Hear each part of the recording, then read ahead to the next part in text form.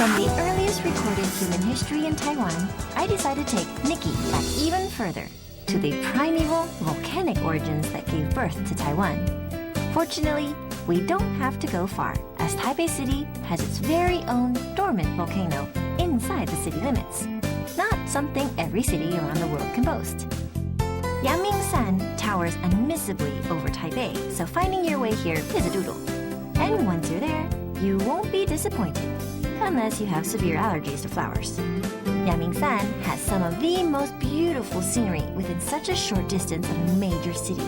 If only one could count how many pictures are taken here per day, easily in the thousands. So it's actually very rare to have a national park right outside of a capital city. So like Yangmingshan National Park is to Taipei. I see. I never realized that Yangmingshan was a national park. So Oh, yeah. basically you can't have barbecues here or anything like that. Nope, it's all protected area. And you can tell, I mean, just a quick bus ride or a subway ride, and you're out here and you can Smell the fresh air. Yeah, and you can smell flowers this season. Because of Taiwan's climate, it's kind of mild, but then where Yangmingshan is actually quite high. It's almost 2,000 meters high. So you get the flower season starting way earlier, and it also lasts a lot longer. That's right. And you have a wide variety of flowers. When I first came to Taiwan, I came up to Yangmingshan and I didn't have any guide, so I didn't know where to go. But this time coming here was a bit more focused, and he brought me around to the Yangmingshan Flower Festival, which I've heard about actually in Singapore already, and it's actually quite popular around the region. So seeing the flowers and everything for real, it's quite nice, you know. Yangmingshan National Park, with its bamboo and tree-covered slopes, hot springs, and stunning views, is a must on any visit to Taipei. It really is part of what makes Taipei so special. But it is by no means just a tourist trap. Locals head here in their droves, especially during the spring when the flowers first start to bloom. And then there are the hundreds of culinary treasures hidden all over these mountains. Nothing better after a good hike than to completely stuff yourself silly with local fresh delicacies. 交尾鸡哦，谢谢，谢谢。陈师傅，这是我的朋友Nikki，从 Singapore 来的。加点上先，好，谢谢。师傅 is the one who has prepared all of our dishes today. Oh, fantastic. Yeah. 我们是配合就是当地的材料啊，然后做一些养生的东西那样子，吃起来比较健康。我们新加坡能吃到这顿餐呢，是除非人家有结婚，是很大的婚礼，很大的事才会吃到这样丰富的餐。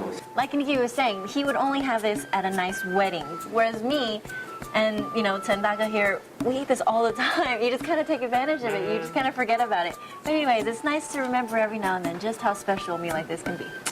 Cheers. Cheers.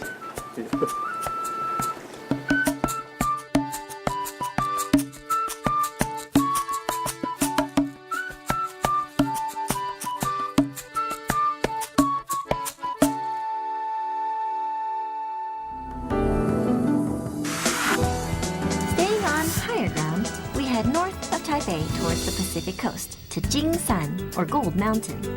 Here, tucked away in a quiet corner, is a true cultural gem, the Zuming Museum. Amid verdant green mountains, this place is an al fresco gallery established by internationally renowned sculptor Zhu Ming. So last night we were in Yangmingshan, which is just over the other side of this mountain. Not far away, right? Not far at all. And if you just cross over, you can kind of see Jingsan behind us, and that's where we are right now. Okay.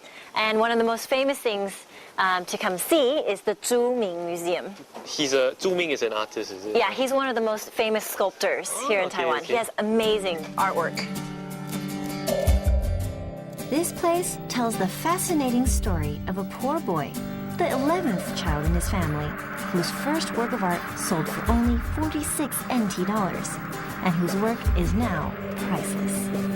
But never having forgotten his roots, he openly shares his artwork with anyone who cares to enjoy art.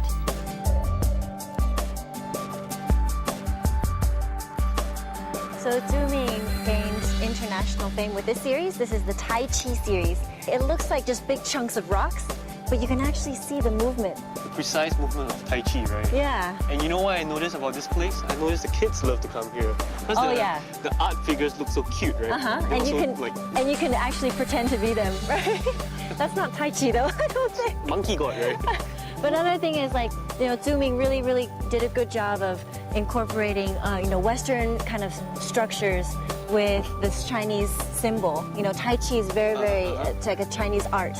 And he uses it in a really bold kind of way. And so this is like two people, kind of, no. Tai Chi is like more of a relaxing kind of. Whoa. You dropped. Something like that. The thing special about Zhu Ming and his sculptures here is that it really is very inclusive of everyone that comes here. The kids, the older people, and it's a place to have fun. You don't expect a museum. You think of museum and it's very gaudy and indoors and everything. So this is kind of different.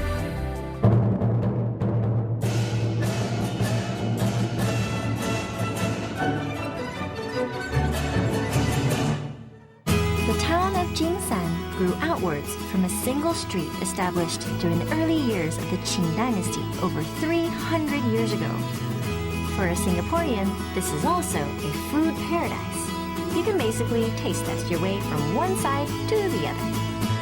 Ooh, I like it. What is it?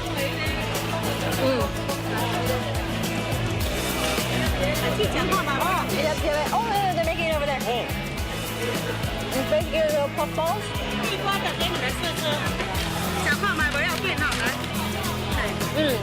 Jigua is very famous here. And then they make it into these little puff balls. It's very addictive, right? No, they're making it over here. The market was kind of cool. I saw a lot of people shopping for fruits, and I don't see people setting up stalls by the roads very often. And here I saw some people selling fruit by the road, and vegetables and all that kind of stuff. And you have nice old-looking people walking around, taking their time, looking at the vegetables and looking around. This one's not good, and putting it back. They're all in their world of their own, not like the bustling city life that I think we live. Yeah.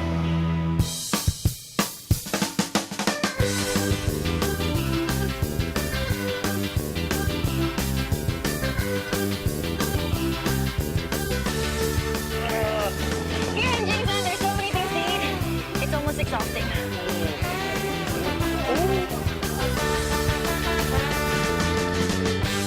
I've been asked how to stay slim after eating all the time while traveling.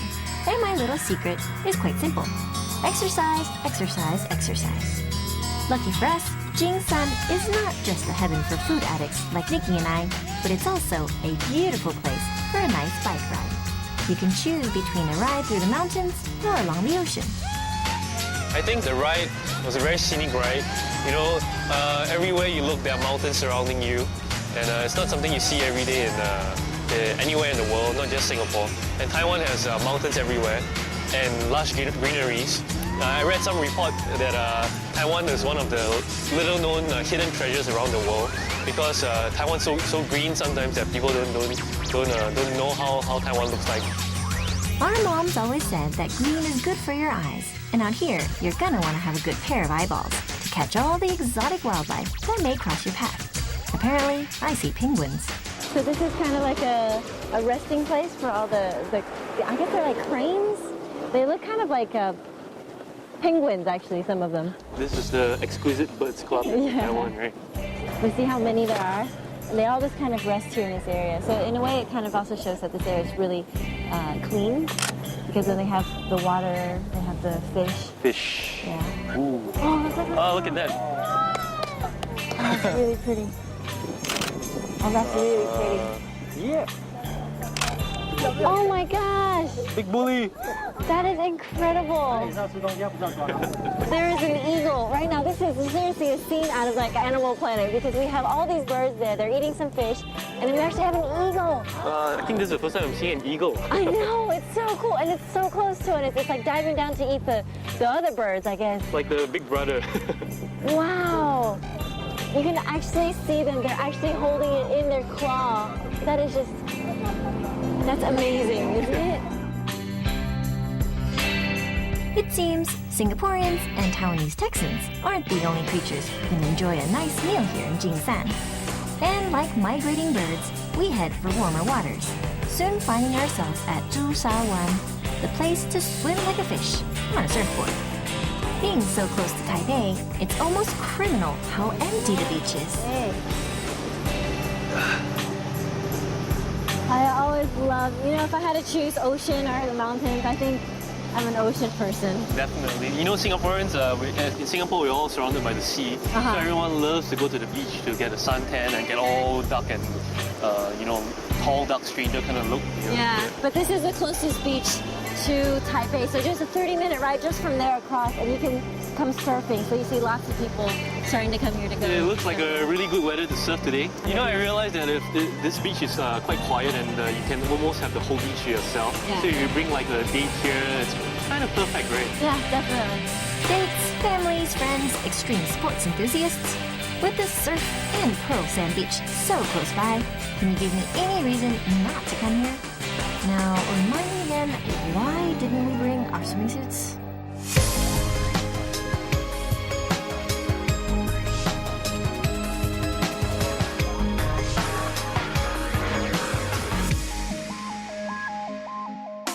Yes, that is shrimp and dried fish on top of ice cream.